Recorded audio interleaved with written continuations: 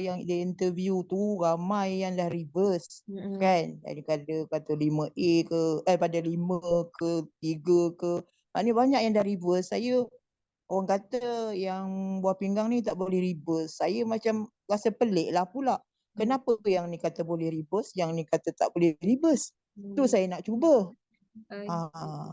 Kalau kita tak cuba, kita tak tahu. Betul. Kan? Kita dengar kata orang je.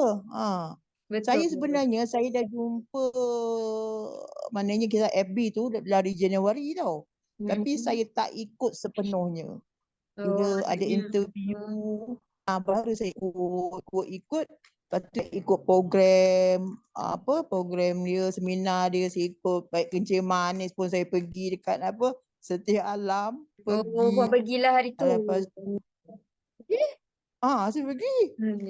Lepas tu, masa tu saya punya Kencing Manis saya dah reverse lah. Tapi saya pergi juga.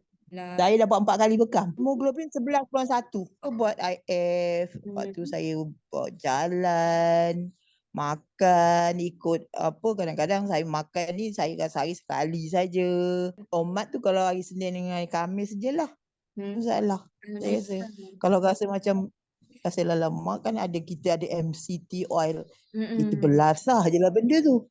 Kan? Betul. Jadi Maksudnya ada sekarang kau tenaga memang lah tu. ambil kan hari-hari MCT tu.